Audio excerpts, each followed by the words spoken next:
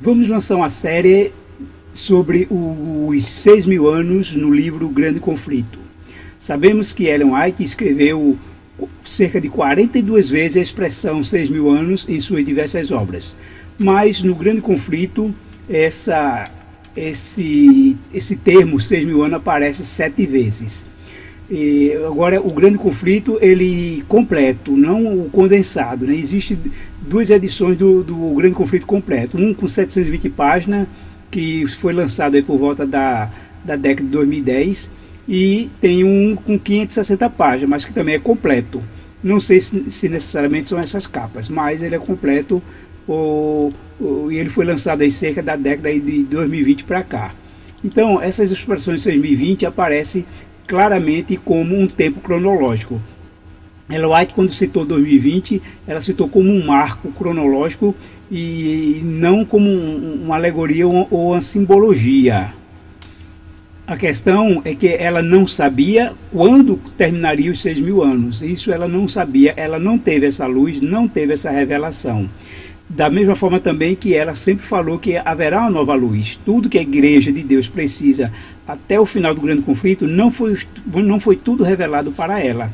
Então ela sempre deixou ciente de que haverá nova luz.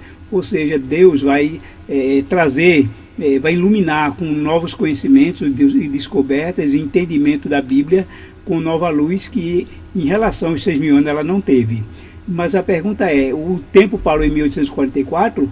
Nós sabemos que não, porque 1844 foi o último contágio do tempo profético, né? A última profecia de tempo que terminou em 1844, as 2.300 testadas manhãs, mas o tempo não parou, o tempo continuou. Aliás, a interpretação da profecia ela é baseada no tempo cronológico. Essa profecia de 2.300 testadas manhãs começou no ano 457 e terminou em 1844, né? Foi usado aí o calendário, o tempo astronômico que é registrado nos astros e medido no calendário aqui na Terra. Assim, o tempo continua ainda até hoje, né? De 1844 para cá, nós estamos aí há cerca de 182 anos. Então, dessa maneira, nós estamos analisando essas expressões dos 6.000 anos no livro Grande Conflito, entender cada uma e aplicar para os nossos dias, porque nós estamos chegando ao fim, nós estamos chegando na reta final. Já demonstramos e comprovamos aqui nesse canal sobre que o ano 6.000 ele vai ter início em 2030, a partir de 21 de março de 2030. Mas ao final dessa série vou demonstrar e vou mostrar, né, de uma maneira bem calculada pela matemática e pela astronomia, essa prova de que o ano 6.000 realmente será em 2030. O primeiro texto que aparece na página 7 do livro Grande Conflito, ele nos diz exatamente o seguinte: a grande controvérsia entre o bem e o mal há de assumir proporções cada vez maiores até o seu final desenlace. Em todas as épocas, a ira de Satanás esteve voltada contra a Igreja de Cristo, motivo pelo qual Deus o adotou do seu Espírito e de sua graça, para que pudesse enfrentar todas as oposições do mal. À medida, porém, que a Igreja se aproxima da hora de sua libertação definitiva, Satanás há de agir com redobrada energia. Ele operará com todo o poder e sinais e prodígios da mentira. 2 Tessalonicenses 2,9. Então, aqui tem agora a expressão, nesse parágrafo, durante 6.000 anos. Esse espírito superior que ocupou outrora lugar proeminente entre os anjos de Deus, tem estado devotado a uma obra de destruição e engano, e toda habilidade e astúcia satânicas adquiridas, toda crueldade desenvolvida nessa luta de longos séculos, serão empregadas contra o povo de Deus no conflito final. É nesse tempo cheio de perigos que os seguidores de Cristo terão de anunciar ao mundo a mensagem do segundo advento de Cristo, a fim de preparar um povo imaculado e irrepreensível para a volta do Senhor. Então, no livro Grande Conflito, aparece pela primeira vez a expressão 6.000 anos. E nesse contexto, nesse primeiro contexto, ele nos fala sobre a intensificação do conflito final. o texto ele mostra que Ellen White está se referindo aí realmente ao tempo em que o grande conflito ele se conclui. Não no tempo dela, mas quando ele conclui, porque ela coloca isso no tempo exatamente do final dos 6.000 anos.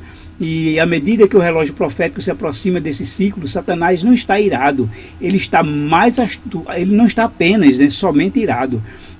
Ele está muito mais astuto, porque ao longo de 6.000 anos ele aprendeu, ele estudou, então ele vai empregar tudo que ele descobriu e aprendeu, né, ao longo do desenvolvimento da humanidade. Ele vai usar toda a sua astúcia, sabedoria e sagacidade contra o povo de Deus.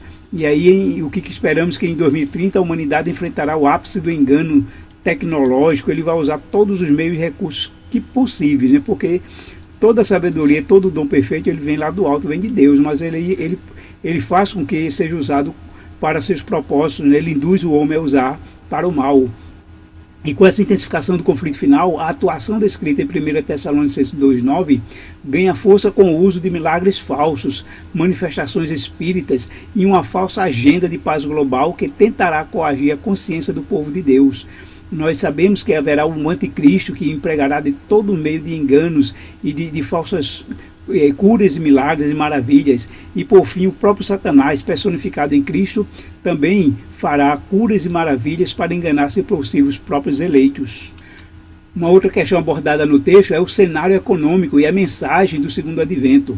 E nesse texto, falando dos 6.000 anos, nos diz aqui que é para preparar um povo para esse momento, exige sabedoria espiritual e independência financeira do sistema do mundo. Ao fim, né, dos 6.000 anos, exige mudança drástica na gestão de recursos, focando na resiliência e na pregação. Ou seja, né, uma vez que sabemos que só poderá comprar e vender quem se amoldar as práticas e as leis e os decretos que o mundo vai impor, então o povo de Deus precisa estar livre dessas amarras financeiras de todo o sistema do mundo para poder estar desembaraçado para pregar o evangelho, não ficar na dependência aqui de nada, seja de um cheque especial, de um cartão de crédito, ou a moda, ou qualquer costume, para que esteja realmente livre para ser completamente usado por Deus. Uma outra questão é o fator, né, o cenário econômico e a mensagem do segundo advento. Então, um fator de risco profético é a crise de consciência. E o impacto que isso vai ter no cenário atual são leis restritivas e o decreto dominical, que vai atacar a consciência ou a liberdade religiosa. E assim, qual é a estratégia? Reduzir a dependência de grandes centros e de emprego tradicional.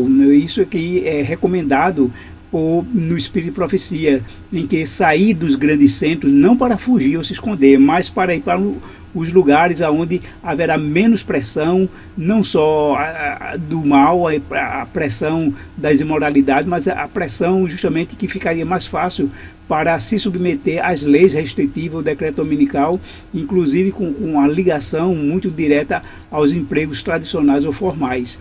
Haverá também, como fator de risco, uma instabilidade sistêmica. E com isso, haverá então a fragilidade das moedas e inflação global, né? Ou seja, uma crise, né? Crise financeira, política mundial.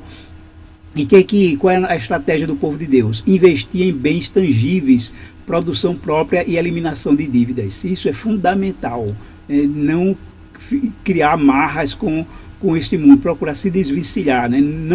Quem não tem dívida não faça, quem tem procure se livrar o quanto puder, né? Peça a Deus sabedoria e entendimento para essa situação que precisa tomar agora, desde agora, essas precauções. Aqueles que podem ter meios de subsistência e de não estar dependendo, por exemplo, quem mora em aluguel, em coisas alugadas, né, que precisa realmente pagar aluguel, já fica com uma amarra aí para depender do dinheiro, do emprego e de ficar numa situação, achando que vai ficar numa situação difícil.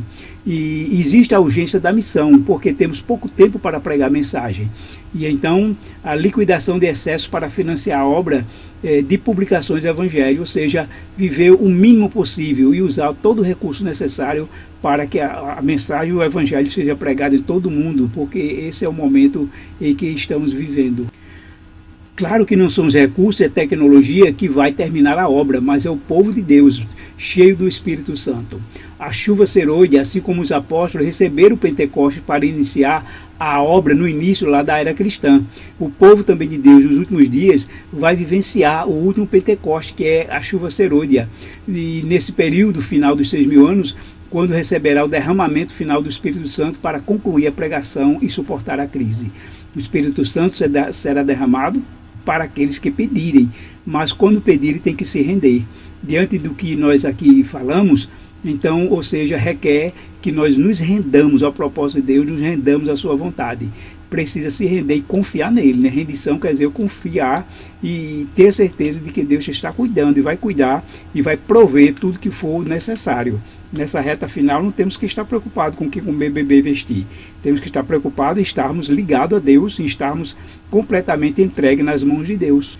E nesse contexto final, o objetivo desse poder requer uma santidade nossa, requer que nós sejamos santos. E o objetivo do poder do Espírito Santo, ou seja, da chuva serôdia, é moldar um povo imaculado e irrepreensível, cuja lealdade a Deus seja inabalável, independentemente das pressões econômicas e sociais que o mundo imponha. Assim, analisamos a primeira citação dos 6.000 anos no livro O Grande Conflito, de Ellen White. E nessa citação nós estamos chegando nessa reta final ao perceber que estamos chegando no limiar do início do ano 2030, do ano 6.000 em 2030. E aí será esse marco fundamental e desde já a igreja está se mobilizando para evangelizar o mundo, que nós individualmente também devemos ter esse compromisso. Use suas redes sociais com esse objetivo de evangelismo. Você se torna um missionário local ou mundial, aonde quer que esteja, onde quer que vá. Esse é o objetivo final, é o grande sonho e propósito de Deus, é salvar o mundo e dar a última mensagem para salvar a todos que puderem, como a rede que é lançada no mar e pega todos os peixes possíveis. Assim é a missão e nós assim agradecemos em nome de Jesus.